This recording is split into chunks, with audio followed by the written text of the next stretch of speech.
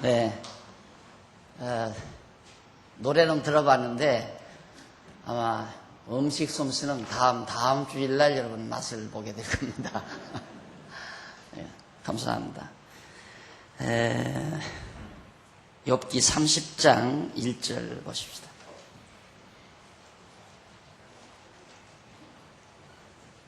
욥기 30장 1절.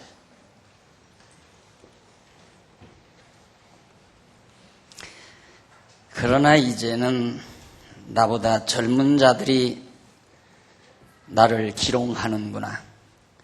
그들의 아비들은 나의 보기에 나의 양떼 지키는 개 중에도 둘만하지 못한 자니라. 그들은 장년의 기력이 쇠한 자니 그 손의 힘이 내게 무엇이 유익하랴. 그들은 곧 빈 궁핍과 기근으로 파리함에 캄캄하고 거친 들에서 마른 흙을 씹으며 떨기나무 가운데서 짠 나물도 꺾으며 뱃살이 뿌리로 식물을 삼느니라. 4절까지 우선 봉독했습니다. 지난 주일까지는 욥이 자기 과거를 진술한 내용이었고요.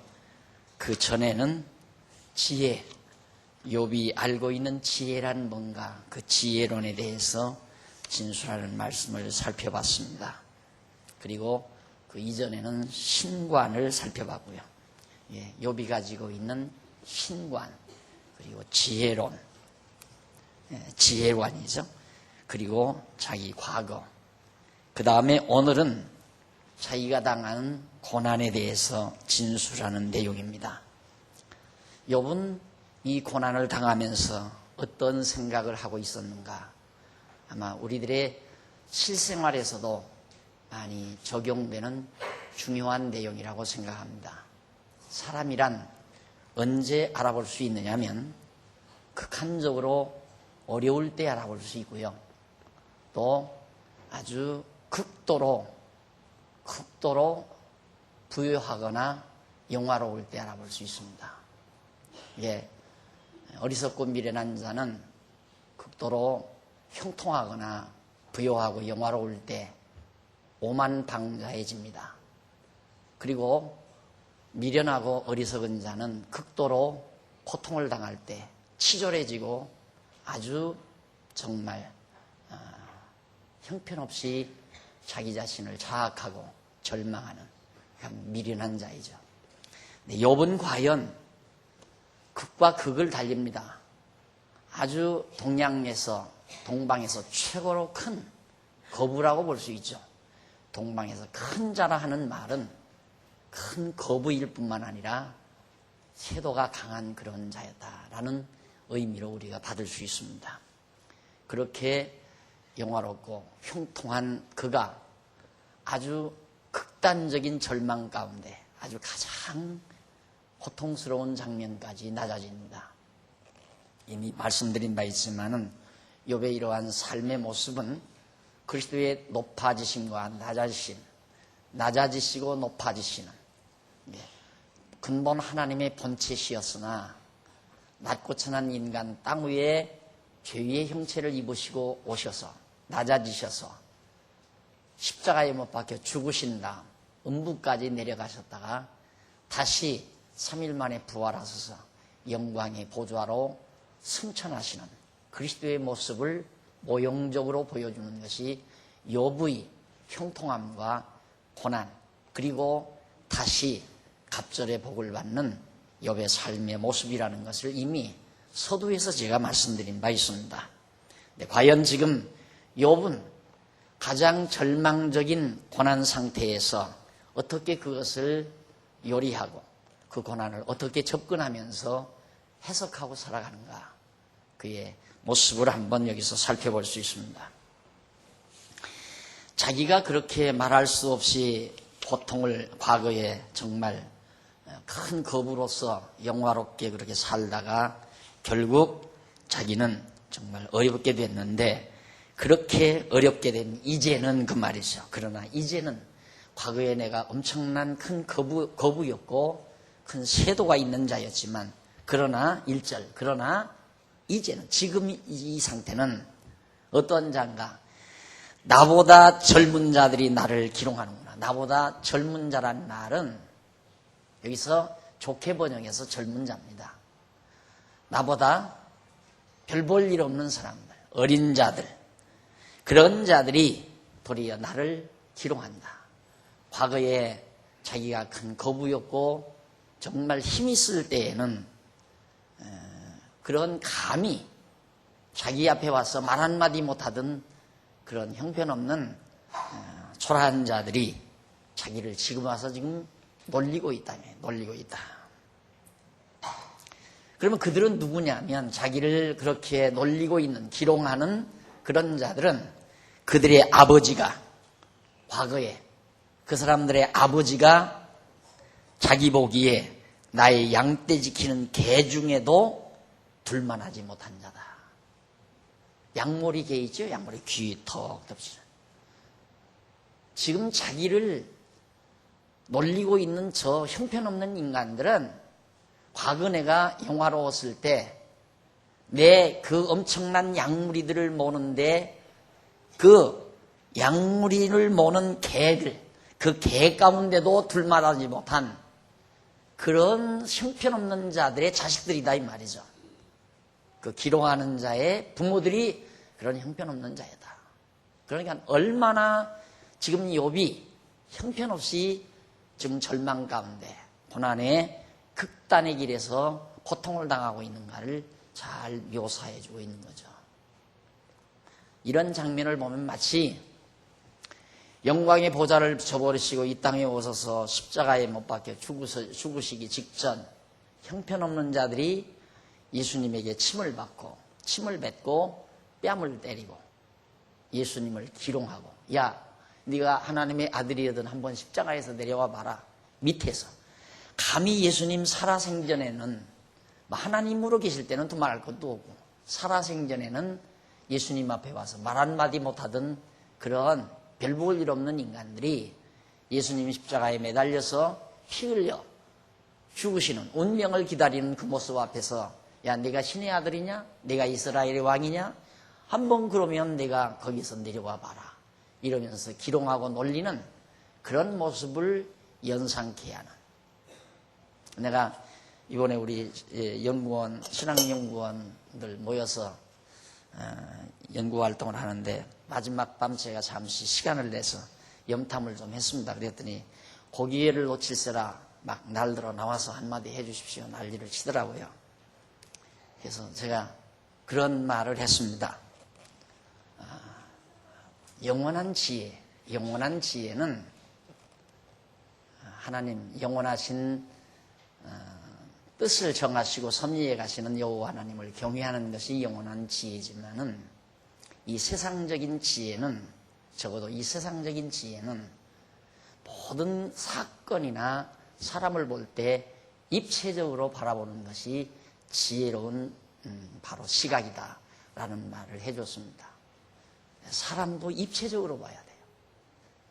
또 사건도 입체적으로 봐야 되고 물건도 입체적으로 봐야 되고 보이는 측면만 보면 항상 이것도 그런 것 같고 저것도 그런 것 같습니다. 예, 입체적으로 보라는 말은 보이지 않는 것을 보는 것이 입체죠. 입체는 한꺼번에 볼 수는 없습니다. 이 눈을 가지고는. 이면은 항상 마음으로 봐야 돼요. 그러니까 코끼리를 우리가 바라볼 때 코끼리를 입체적으로 우리는 볼 수는 없습니다. 전체 모습은 보아도 내가 바라보는 저쪽 너머는 안 보이잖아요. 그런가 하면 또 좁은 시각으로 보면 다리밖에는 안 보이죠. 다리도 물론 코끼리 부분입니다. 그러니까 우리의 시각은 언제나 편협적일 수밖에 없죠. 지혜롭지 못한 자의 시각은 편협적이기 때문에 절대 문제 해결에 초점을 발견할 수가 없습니다. 그러나 예를 들어 보십시다. 짐승의 발톱 하나를 딱 부분적인 측면을 발톱 하나를 바라보고 야 이건 무슨 짐승의 이빨인 것 같다 그럼 발톱 봐도 이빨 같거든요. 그럼 이빨이라고 자꾸 주장하면 이빨인 줄 안다 이 말입니다. 이 짐승이 이인 줄. 그러나 입체적으로 바라보면서 그 부분을 보면 아 이건 이빨이 아니라 오른쪽 발가락 몇째 발가락 발톱이다 라는 걸 정확하게 볼 수 있는 겁니다. 사람을 보는 것도 그렇습니다. 제가 이런 말씀드리기가 좀 송구스럽지만은 사람을 보는 것도 그 사람 하나만 보면 안 됩니다. 그 사람에게 있어서는 우로 하나님이 계시고 또 자기 밑으로도 있고 선배도 있고 후배도 있고 동료도 있고 앞선자도 있고 뒤선자도 있고 그걸 다 볼 줄 알면 그 입체적인 시각으로 그 하나의 인간을 바라보는데도 그걸 다 생각을 해야 된다는 얘기죠. 단순히 그 사람 하나 딱 놓고 바라보는 것은 편협적인 판단을 늘 가지고 그 사람과 갈등을 일으키게 되고 그 사람에 대해서 이해를 못해서 결국 서로 분쟁을 하는 결과가 됩니다. 예를 들면 자, 내가 결혼을 했습니다. 아내를 맞았는데 아내에게는 지금 병석에서 고생하는 어머니가 있습니다. 사업에 실패한 동생이 있습니다. 그리고 지금 돈이 없어서 대학 등록금을 내지 못하는 몇째 동생도 있습니다. 사업에 실패한 아버지의 모습도 있고 그런 걸 다 바라보면서 아내를 딱 이해를 하면 이해 못할 것이 하나도 없죠. 그러나 그거 다 제해버리고 아내 하나만을 놓고 요리하려고 하다 보면 도저히 이해할 어떻게 그럴 수가 있나. 이해 안 되는 일이 한두 가지가 아니죠. 그래서 지혜라는 것은 그만큼 참 중요한 것인데 이렇게 고난을 하나를 바라보는 것도 내가 당하는 고난을 바라보는 것도 그것도 입체적 시각을 가지고 내가 당하는 고난을 잘 응시하고 접근해가는 그런 지혜가 우리에게 필요하다는 얘기죠. 욥은 너무도 그런 지혜로운 시각을 잘 가지고 있습니다. 그래서 그는 그렇게 막 거부로 살 때에도 그렇게 부유하고 엄청나게 정말 형통하게 살아갈 때에도 항상 겸손한 자세로 혹시라도 내 아들들이 하나님 앞에 범죄하지 않았나. 생일잔치가 끝나고 나면 이 생일잔치 도중에라도 순간이라도 내 자녀들이 하나님을 잊어버리지 않았을까. 그래서 하나님 앞에 제사를 드리는 그런 자상하고도 겸손한 욥이었습니다. 거들먹대거나 호통치거나 나 잘났다고 의시되는 그런 화렴치하고 어리석은 그런 모습이 아니었고 그렇기 때문에 이렇게 다 망했는데도 그는 조금도 약해지거나 비굴해지거나 치졸해지거나 여전히 하나님 앞에서의 하나님 안에서의 그 당당함을 욥이 잃지 않고 자기의 고난을 지금 잘 서술해 가고 있는 겁니다. 그러니까 얼마나 강했던 내가 약해졌을 때 그러니까 인간의 그 참 어리석음 중에 하나가 남이 잘 되는 것에 대해서 같이 즐거워한다는 것은 그리 쉬운 일이 아닙니다. 남이 잘 되는 일을 보고 같이 기뻐하고 즐거워한다는 것은 보통의 인간으로는 불가능한 일입니다. 거기에는 반드시 시샘이 따르고 시기 질투가 있게 돼 있고 그런데 그 사람이 망했어요. 그러면 당장 속이 후련하고 속이 후련한 정도에서 멎어지는 게 아니라 그 다음에 공격이 나간다. 바로 그걸 천박성이라고 제가 명명을 했습니다. 그 천박성. 남이 망하는 것을 보고 춤추는 그 천박성. 그게 인간의 치졸한 모습이거든요. 근데 지금 욥이 그런 문제들을 하나하나 지금 찝어서 꼬집어주고 그러면서 그 친구들에게 경각심을 불러일으키는 그런 내용이 바로 여기 본문에 소개되고 있는 겁니다. 나를 지금 기롱하는 놀리고 있는 저 인간들 형편없는 저 철부지들이 나를 기롱하는데 그 아버지 그들은 어떤 장가 내 양머리의 개들 중에도 끼지 못할 형편없는 인간들의 자식들인데 내가 이렇게 망하고 나니까 의기양양해서 나를 기로하고 놀리고 있다 이 말이에요. 네, 그런 것에 보통의 인간은 그런 일에 이제 막 좌절하고 절망하고 나타나기를 싫어하고, 왜? 놀림받으니까. 그래서 숨어들고, 그래서 절망에 빠지고, 그래서 자살을 하고 그러는 거거든요. 근데 욥은 지금 그런 자세가 아니잖아요. 아니면서 2절, 그들은 작년의 기력이 쇠한 자니, 작년의 기력이 쇠한 자니 그 손의 힘이 내게 무엇이 유익하랴. 아무런 유익이. 그들 그 아비들이나 기롱하는 자식들이나 나에게 아무런 유익이 없는 자들이다. 그들은 곧 궁핍과 기근으로 파리함에 캄캄하고 거친 들에서 마른 흙을 씹으며 떨기나무 가운데서 짠 나물도 꺾으며 뱃살이 뿌리로 식물을 삼느니라. 그러니까 풀뿌리 캐먹고 나무 껍질 벗겨먹고 사는 형편없는 인간들. 그런데 그들이 나를 지금 놀리고 있다 이 말이에요. 그러니까 얼마나 욥이 지금 비참한 상태에 있다는 걸 알 수 있잖아요. 그러면서 5절, 무리는 도적을 외침같이 그들에게 소리 지름으로 그들은 사람 가운데서 쫓겨나서 침침한 골짜기와 구덩이와 바위구멍에서 살며 떨기나무 가운데서 나귀처럼 부르짖으며 가시나무 아래 모여 있느니라. 가시나무 덩치 그런 아래에 모여서 살고 있다. 가장 처참하게 사는 형편없는 사람들이, 이게 땅굴 파고 사니까 얼마나 형편없는 사람들입니까? 요즘에는 우리 입장에서는 땅굴처럼 또 좋은 게 없죠. 그러나 이렇게 문명이 발달한 이런 사회에서는 아마 그냥 고급 자료로 인테리어를 잘한 평당 수천만 원 가는 아파트가 가장 거처하기 좋은 곳이라고 이런 문명적 시각으로는, 이 세상 문명적 시각으로 보지만 실제적으로는 바위굴이나 땅굴처럼 인간에게 좋은 삶의 거처가 없습니다. 목사님들이 이번에 오셔서 저들어 그래요. 연구원이 언제 시설이 되느냐고. 그러면서 얼마나 이제 아름답게 시설이 되는가 궁금한가 봐요. 그래서 기대하지 말고, 그래서 땅굴은 틀림없이 팔 수 있을 거다. 그러니까 땅굴만 있어도 연구할 수 있잖아요. 굴만 하나 파놔도 거기 안에 앉아서 촛불 켜놓고 얼마든지 책 보고 연구하고 글 쓰고, 푸른 하늘 바라보면서, 파란 하늘, 가을 하늘 바라보면서 진리를 탐색하고, 자라나는 나무 가지들을 바라보면서 진리를 탐색하고, 떠오르는 태양, 지는 달, 반짝이는 별들을 바라보면서 진리를 탐색할 수 있는 그런 지혜자라면 땅굴에선들 못하고 토굴 속에선들 못하고 바위굴 속에선들 연구를 못하겠는가.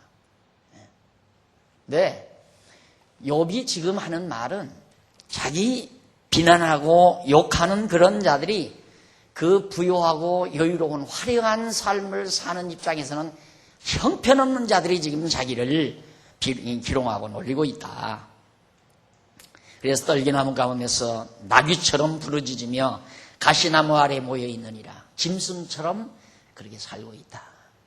8절, 그들은 본래 미련한 자의 자식이요 비천한 자의 자식으로서 고토에서 쫓겨난 자니라. 미련한 자의 자식들, 비천한 자의 자식들, 결국 남을 놀리고 비난하는 자, 얼마나 미련하고 어리석고 천박한 존재인가를 알 수 있습니다. 남을 놀리는 것, 기롱하는 것, 그것이 미련한 결과고 천박한 결과라는 것을 지금 욥이 설명하고 있는 겁니다.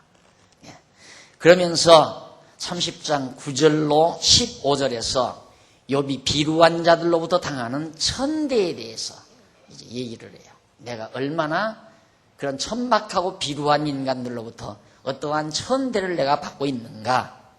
9절, 이제는 내가 그들의 노래가 되며 그들의 조롱거리가 되었고 그들은 나를 미워하여 멀리하고 내 얼굴에 침뱉기를 주저하지 아니하나니 이는 하나님이 내 주를 늘어지게 하시고 나를 공곡해 하심에 무리가 내 앞에서 굴레를 벗었음이니라. 무리가 내 앞에서 굴레를 벗었습니다. 과거에는 욥에게 눌려가지고 욥의 그 형통함이나 부요함에 꽉 눌려서 아첨하던 자들이 욥이 다 망하니까 거기서 벗어나가지고 도리어 욥을 올리고 기롱하고 있다. 바로 이런 욥의 처지 또 욥의 노래를 우리가 살피면서 우리의 인생을 가다듬을 수 있다면 오늘 이 시간이 여러분들에게는 참 소중한 시간이라고 받아들일 수 있을 겁니다. 거듭 얘기지만 인생을 입체적으로 사는, 나도 인생을 입체적으로 산다는 말은 사실은 우리가 보통 마음으로 사는 게 아니잖아요. 그냥 보이는 행동으로 우리가 세상을 사는 거거든요. 그래서 보이는 것에 의해서 보이는 행동을 하며 사는 것이 보편적인 인간들의 삶인데, 진짜 지혜로운 삶은 보이는 것만을 보지 아니하고 보이지 않는 것도 보고 행동하면서만 사는 게 아니라 행동 안 하면서 행동이 없는 마음으로 사는, 생각으로 사는 삶, 이 총괄적인 삶을 사는 것이 곧 입체적인 삶입니다. 그러니까 지금 내가 좋은 집에서 좋은 옷 입고 좋은 밥을 먹고 살아도 마음만은 누더기를 입고 정말 쓰러져가는 오두막집에서 사는 삶을 마음으로 살아볼 수 있어야 돼요. 그 마음으로 그걸 살아야 된다 이 말이죠. 그러면서 불만이 없어야 되고 그것도 족하다는 생각을 할 수 있다면 정말 지혜롭게 입체적으로 사는 삶입니다. 그러니까 보세요. 야, 내가 정말 누더기를 입고 보리 죽을 쑤어서 먹고 터굴에서 살망자. 그래도 하나님 여호와 경외하고 산다면 이건 마음으로 우리가 지금 좋은 집에서 좋은 밥 먹고 좋은 옷 입고 좋은 에어컨 돌리면서 이렇게 살 때 그런 생각하면서 그래도 감사하다고 생각한다면 지금 이 환경은 춤을 춰야 되잖아요. 춤을 춰야 돼. 불만 있는 게 아니라 춤을 추면서 살아야 한다. 그러니 벌써 에어컨이 너무 적으니 무슨 방이 좁으니 무슨 평수가 적으니 옷이 메이커가 아니니 이런 등등으로 짜증스럽고 불만스러워 한다면 그건 우리 이야기 상대가 안 되는 거고요. 그건 우리 이야기 상대가 안 되는 거예요. 그렇게 살면 지혜를 구할 생각도 말해야 되고 그건 대화의 상대가 되지를 않는 거고요. 그러니까 여러분 절대 보이는 것 안에서 보이는 것에 의해서 살아서는 안 된다.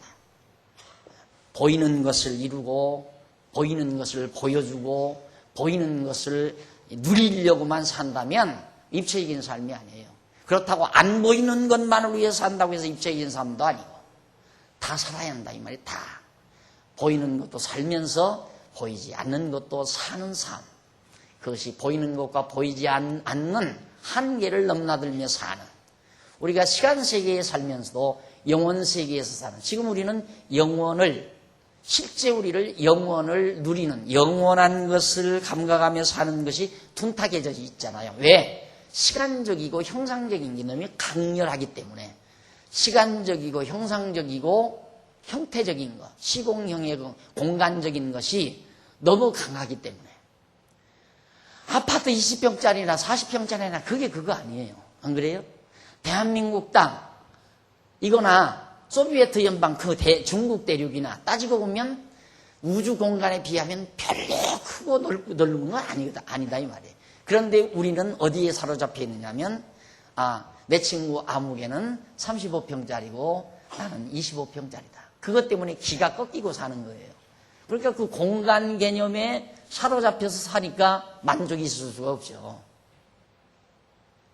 또 공간뿐입니까? 형태. 크다, 작다.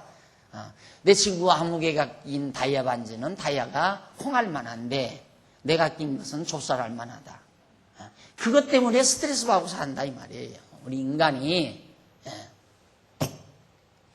그러니까 너무 우리는 보이는 시공령의 것에 집착이 강하고 그것에 우리의 관심이 집중되다 보니까 영원한 것에 대한 관념이 무뎌지고 느끼지를 못한다 이 말이에요. 그러나 지혜자는 시간 세계에서 살면서 영원 세계를 넘나드는 그런 입체적 삶. 그래서 영원이라는 것을 제가 내재적 초월이라는 말을 쓰잖아요. 이 내재적 초월이라는 말, 지혜를 자랑해서가 아니라 어떤 철인도 어떤 학자도 말하지 못하는 말입니다. 영원이란 말을 시간과 구분해서 쓰지 우리처럼 시간을 내재한 영원을, 시간을 내재한 초월 이렇게 영원을 설명하는 자들이 없다 이 말이에요. 지금 말하는 그것에 대한 뒷받침되는 학술적 용어입니다. 내재적 초월이라는 말. 그러니까 우리가 시간 세계에 살면서 영원 세계를 누리는 이것이 곧 입체적인 삶이에요.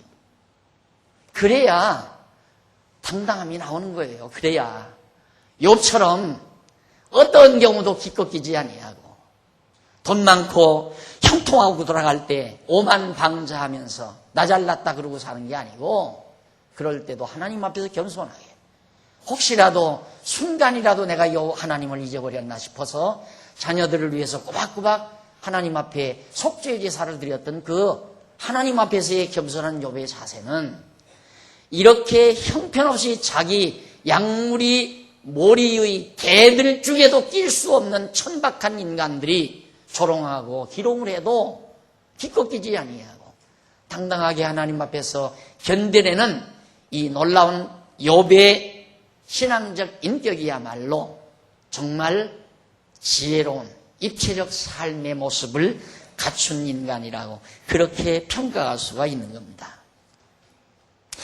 그래서 욥은 나는 내가 이제 그들의 노래가 되며 그들의 조롱거리가 되었고 그들은 나를 미워하여 멀리하고 내 얼굴에 침뱉기를 주저하지 아니하나니 이는 하나님이 내 줄을 늘어지게 하시고 나를 공복케 하시매 무리가 개 앞에서 굴레를 벗었습니다. 꼭 그러잖아요. 이 패거리들, 쌈패 패거리들 보면 처음에 저쪽에서 이제 대적이 딱 오면요.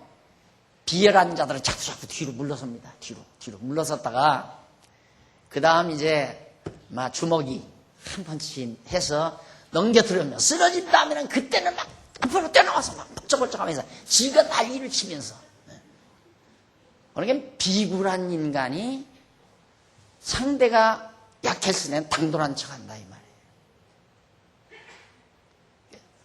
어디서나 마찬가지입니다. 교회도 가정 살림도 가정에서도 마찬가지예요. 가정이 어려워지면 버리고 도망가는 그리고 던져버리는 가족을 던져버리는 그래서 가정이 잘 되면 열심히 또 가정에 굉장히 충성한 척하고 교회도 마찬가지예요. 교회가 어려울 때는 교회를 버리다가 교회가 형통해지면 자기 아니면 교회 안 되는 것처럼 또 난리를 치고 단체도 마찬가지고 다 똑같은 거예요. 이게 욥이 바로 그런 모습을 적나라하게 설명하면서 그 낮은 무리가 형편없는 무리들이 내 우편에서 일어나 내 발을 밀들이고 나를 대적하여 멸망시킬 길을 쌓으며 도울 자 없는 그들이 내 길을 헐고 내 재앙을 재촉하는구나. 넘어진 놈 구렁이에 더 빠뜨려 집어넣으려고 한다 이 말이에요. 잔인한 거죠. 아주 잔인한. 그래서 사람들이 힘을 잃기를 싫어하는 겁니다. 비굴해지니까, 비참해지니까. 그래서 이래봐도 내가 과거에 이런 생각을 인간들이 하는 거거든요. 그런데 하나님 앞에서는 그럴 필요도 없는 거예요.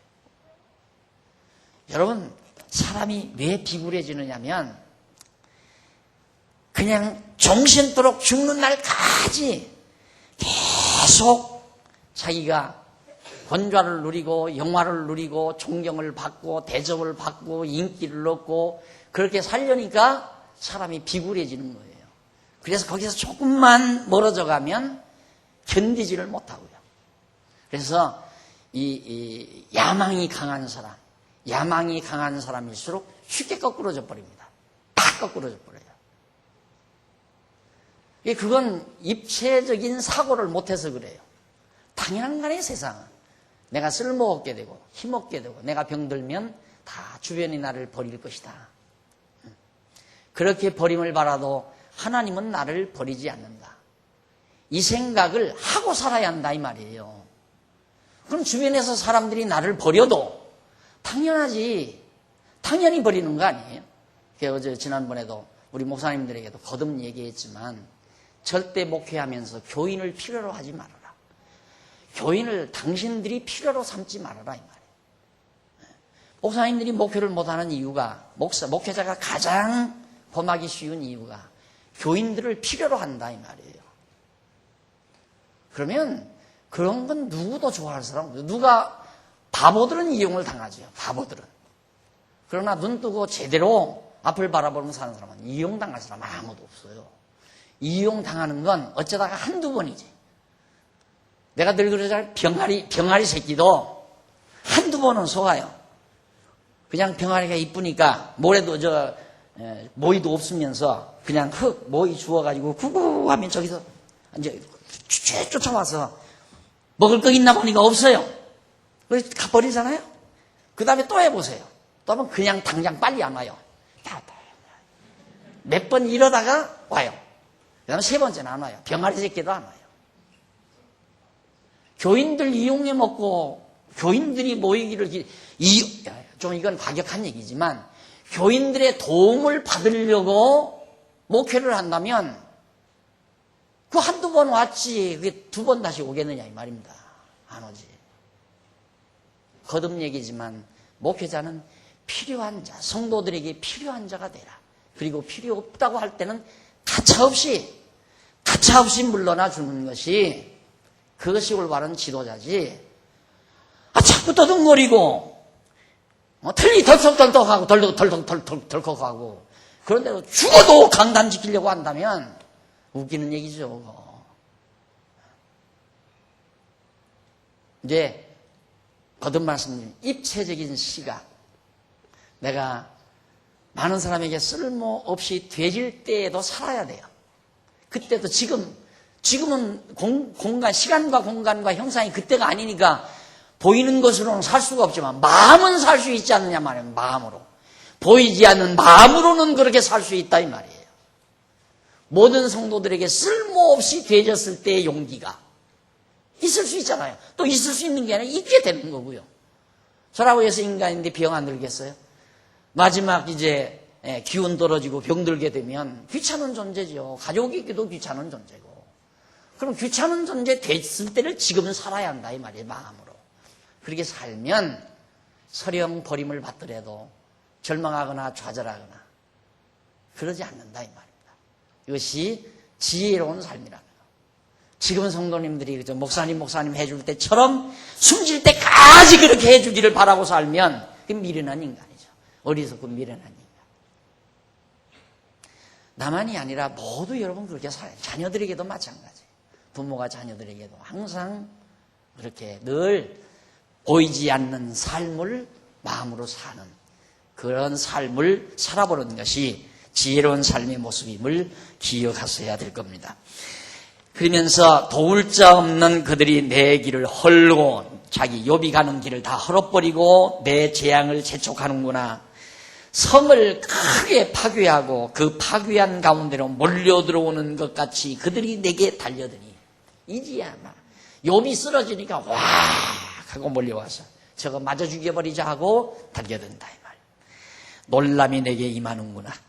그들이 내 영광을 바람같이 모으니 욥이 누리던 그 아름다운 영광들을 바람처럼 다 몰아내버리고 내 복록이 구름같이 지나가구나. 다 지나간다.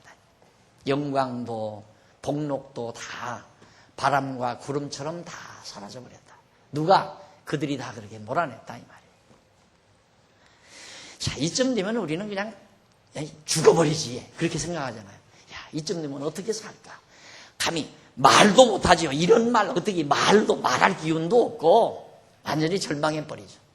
욥은 친구들하고 지금 맞서서 당당하게 지금 친구들 앞에서 하는 얘기예요. 여기 지금 시적으로. 그러면서 30장 16절로부터 23절 욥이 하나님께서 버려서 진토같이 되게 하심을 진술합니다. 자, 이거 보세요. 욥이 만약에 저놈들이 나에게 저랬다. 또 이방 사람들이 와서 다 도둑놈들이 다 가져갔다. 그러면 그게 다 적이 되는 거예요. 대적이. 이를 갈. 만약에 그걸 대적으로 알고 그 대적들에 대한 분노가 북받친다면 이제 원수 보복심만이 막 크는 거예요. 보복심만이. 억울해서. 억울하고 정말 절망적인 상태에서 어떻게 하면 보복을 할까? 원수를 갚을까? 원수 갚을 가능성이 있으면 길을 다시 얻어요. 기운을 얻어. 그런데 이제는 절망이다 했을 때는 사살해버리거나 완전히 거꾸로져 버리고 마는 거죠. 보복할 능력이 없으니까. 그런데 욥은 지금 30장 16절로 23절에도 보세요. 하나님이 나를 진토에 버려두셨다. 하나님이 나를 망하게 했다 이 말이에요. 여기가 대단한 것입니다. 이게 우리의 신앙이란 그거예요. 하나님이 부여해 두시면 부여하게 살고, 하나님이 가난하게 두시면 가난하게 살고, 하나님이 나를 흥하게도 하고 망하게도 하고, 나를 천하게도 하고 존귀하게도 하고. 그러니까 존귀하게 돼도 자만하지 아니하고, 천하게 돼도 좌절하지 아니하고. 왜? 하나님께서 그렇게 해 주셨으니까. 그렇다고 실제로 시공형의 형상세계에서 눈으로 보면 틀림없이 자기 재산 가져간 도둑놈들이 어디 지방에 사는 놈들이 가져갔다는 걸 안다 이 말이죠. 그러면 내가 기어코 군사력을 길러서 이걸 끌고 들어가서 저놈들을 죽이고 내 재산 가져와야지. 이게 사나이답잖아요. 그렇잖아요. 징기스칸처럼. 얼마나 사나이다워요. 내가 망하고 죽을 소냐. 내가 이대로 거꾸러지지는 않는다. 대단한 것 같죠? 그게 아직도 기운이 좀 남았으니까 그 짓을 하는 거예요. 내가 이대로는 주저하지 않는다. 기운이 남았을 때. 그게 대단한 거 아니에요. 별 볼 일 없는 거예요. 안 거꾸러지나 봐야죠. 거꾸러지고 말아, 인간은. 하나님께서 거꾸러뜨리면. 그런데 욥은 하나님이 주신 것 하나님이 가져가셨으니 내 무슨 할 말이 있느냐 이 말이에요. 그러니까 누릴 때에도 오만방자하지 아니하고 다 없어졌을 때에도 절망하지 아니하고 이것이 지혜자다 이 말이에요. 이게 멋이고 이거 이 그리스도인의 신앙인의 아주 기가 막힌 것이다 이 말이에요. 형통함과 가장 비천함을 넘나들면서 사는 거기에 큰 변화 없이 마음을 지키는 삶, 여전히 하나님을 향한 그 마음을 변함없이 가지고 사는 욥의 그 당당함, 이것이 바로 오늘 욥의 노래 속에 깊이 담겨져 있습니다. 16절 이제는 내 마음이 내 속에서 녹으니 환난 날이 나를 잡음이라. 마음이 내 속에서 다 이제는 녹아 없어질 정도로 형편없이 됐다. 밤이 되면 내 뼈가 쑤시니 나의 몸에 아픔이 쉬지 아니하는구나. 뼈가 쑤신다는 거. 뼈 이게 바로 육신의 하나의 골조거든요. 골조. 건물의 골조공사라고 하잖아요. 철근 집어넣는 거. 건물이 튼튼하냐 안 튼튼하냐는 뭐 기둥이 크냐 작으냐가 아니라 얼마나 그 기둥 속에 철근이 튼튼하게 들어갔느냐에 따라서 건물이 튼튼하냐 약하냐가 되잖아요. 그런 것처럼 사람도 골격이 제대로 튼튼하냐 튼튼하지 않느냐. 거기에 이제 육신의 생명의 근간이 달려있는 거거든요. 그런데 뼈가 쑤실 정도는 끝난 거예요. 육신의 생명은. 욥으로서는. 뼈가 쑤시니 나의 몸에 아픔이 쉬지 아니하는구나. 하나님의 큰 능력으로 하여 옷이 추하여져서 옷깃처럼 내 몸에 붙었구나. 그러니까 지금 이걸 욥이 이 살크스, 이 육신 이것을 옷이라고 생각하는 거예요.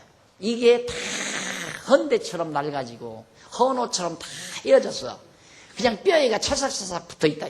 여러분 미라 보셨죠? 미라. 항상 욥이 이런 얘기를 하는 부분을 보면 그 미라가 연상이 돼요.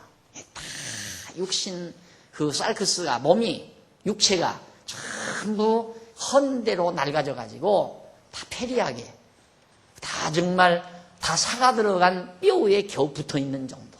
그렇게 형편없이 욥이 되졌단 말입니다. 옷깃처럼 내 몸에 붙었구나. 하나님이 나를 진흙 가운데 던지셨고, 보세요. 하나님이 나를 이렇게 진흙 가운데 던지셨고, 나로 티끌과 재 같게 하셨구나. 하나님이 그렇게 하셨다 이 말이에요. 이웃나라 폭도들이 와서 내 재산 다 가져가고 날 망하게 하고 그래서 내가 병들고 그런 게 아니라 하나님이 다 내 재산 가져가게 하고 망하게 하고 내 몸에 병들게 하셨고, 그래서 내가 이렇게 형편없이 되졌구나.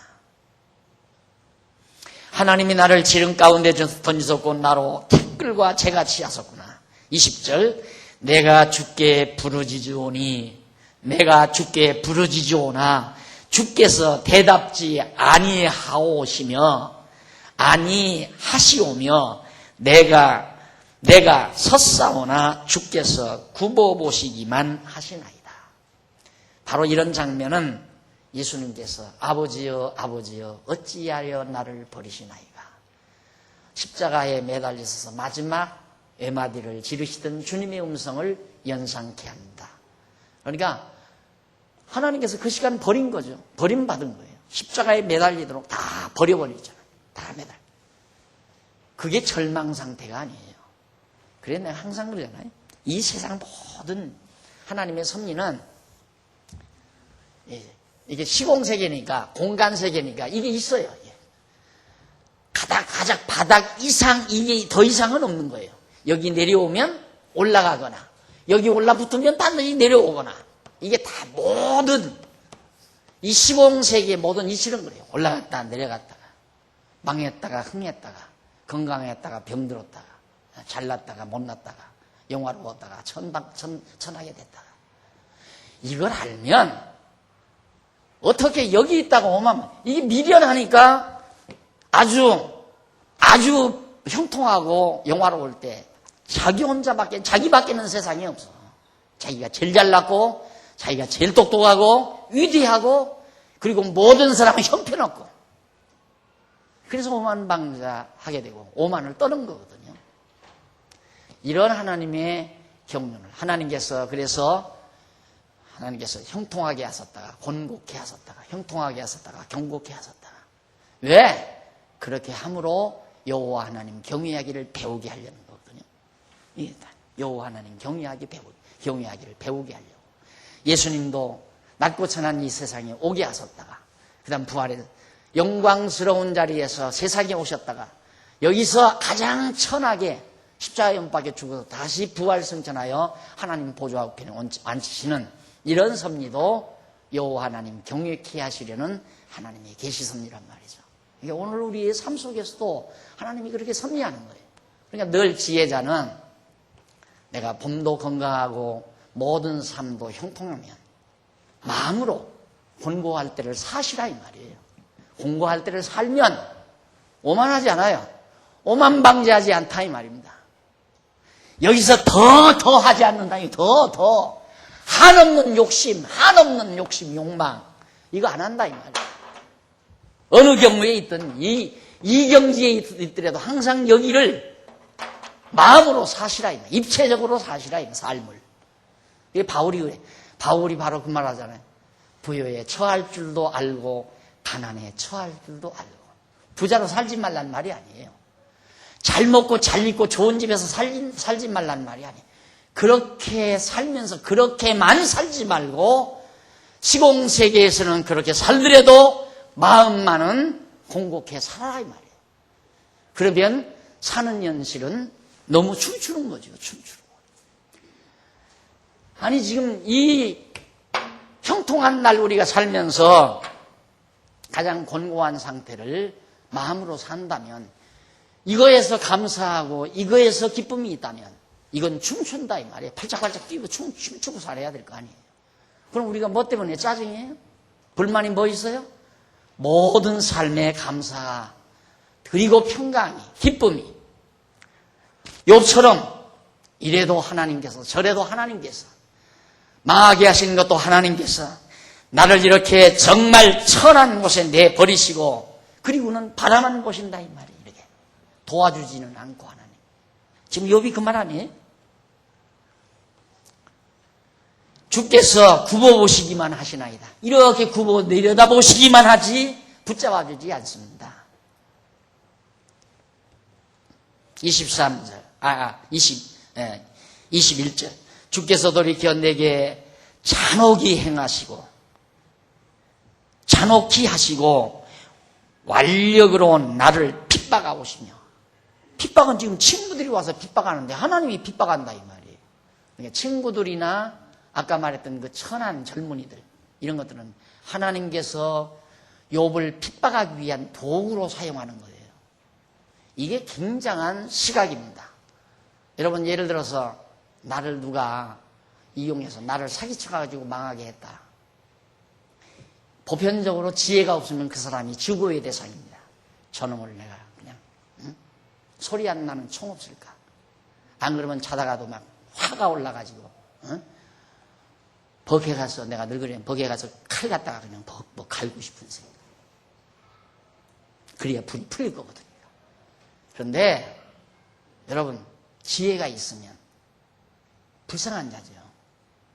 저 어떻게 세상 태어나서 저렇게 악한 도구로 하나님께 쓰임을 받나? 불쌍한 자들 아니에요. 생각해 보세요. 똑같은 원리거든요.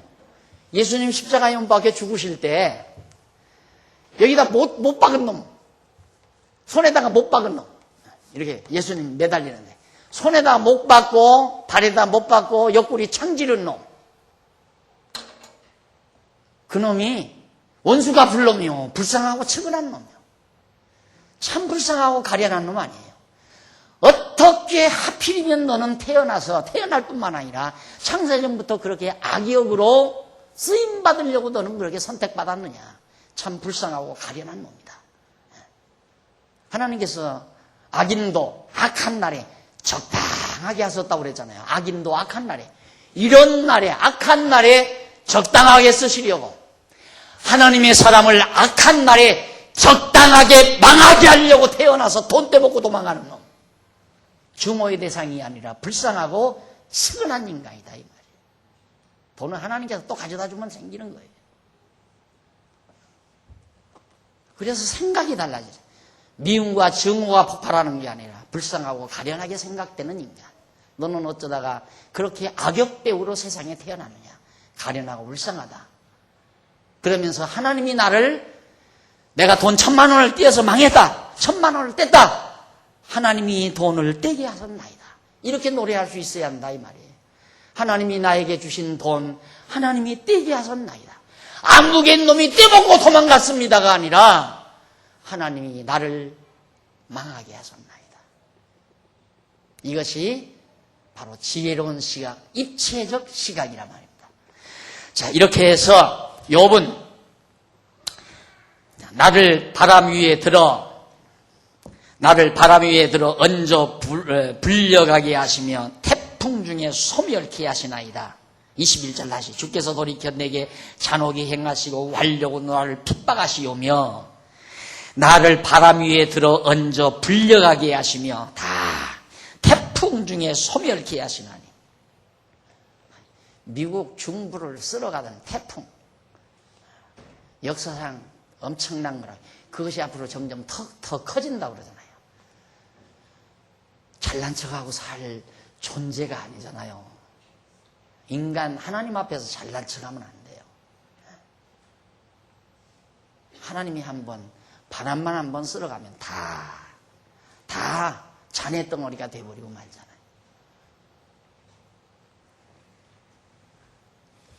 태풍 중에 소멸케 하시나이다. 내가 아나이다. 주께서 나를 죽게 하시면, 주께서 나를 죽게 하사 모든 생물을 위하여 정한 집으로 끌어가시리이다. 언젠가는 하나님이 내 영혼 불러서 내 살아야 될 집으로 나를 데려갈 겁니다. 이 말. 확실하잖아요. 목표가 확실하잖아요. 절망이 아니라 소망이 분명해요. 지금 우리는 뭐에서 방황하느냐면 과정에서 방황하는 거예요. 과정에서 그게 소망인 줄 알고 붙들고 있는 거예요. 그러니까 사막을 여행하는 여행자가 딱 가다가 목마르다 이 말이에요. 물 좀 먹었으면 오아시스가 보여요. 가서 오아시스 막 찾아서 물 먹으려고 가보니까 신기루가 나타난다. 아무것도 없어요. 그거면 문제가 다 해결될 줄 알았는데. 그러다가 또 보니까 또 신기루가 또 나타나. 가서 붙들고 보니까 아무것도 아니야. 세상 만사가 다 그런 거라 이 말이에요. 이 세상의 건 우리의 마음을 묶어둘 곳이 없다. 절대 없다. 우리 이 세상 보이는 세계에는 우리의 마음을 망아지 묶어두듯이 꽉 묶어둘 대상이 없다. 욥이 말하는 것처럼 하나님이 정해놓으신 영원한 집, 신령한 나라, 하나님의 집, 우리가 가야 될 영원한 나라가 우리의 영원한 처소요, 영원한 목적지라는 거. 욥은 그 소망이기에 친구들 앞에서 주저하지 아니하고 좌절하지 아니하고 이 고난 속에서도 고난에 대한 올바른 시각과 해석 얼마나 멋있게 합니까? 해석을 얼마나 잘하느냐 이 말이죠. 이렇게 해서 욥의 모습을 우리가 23절까지 해서 우선 살펴봤습니다. 다음 시간 30장 24절로부터 욥이 고난당하는 중에 자기의 참담한 모습을 수리하는 장면을 다시 한번 우리가 살펴보기로 하고 오늘 강의 여기서 마무리합니다. 기도하십시다. 살아계신 하나님 아버지, 은혜를 감사합니다. 정말 밤에 정점 같은 세상, 이 공간 세계에 우리를 보내놓으시고 때로는 흥하게도 하시고 망하게도 하시고 형통케도 하시고 공곡케도 하소서. 여호와 하나님 경외하기를 배우게 하시는 하나님의 그 놀랍고 깊으신 뜻을 오늘 또 살펴보게 하심을 진심으로 감사합니다. 동방의 큰 자가 되게 하신 욥을 하나님께서 아주 천박하고 처절한 인간이 되게 하신 그 하나님의 깊으신 뜻을 저희들이 살펴봤사오니 오늘 우리도 욥처럼 지혜로운 삶, 지혜로운 판단을 하면서 이 세상 아무리 거칠고 험난해도 당당하게 이기면서 소망을 분명히 잡고 살아가는 슬기롭고 지혜로운 종들 되게 하시옵소서. 예수님 이름으로 기도드립니다. 아멘.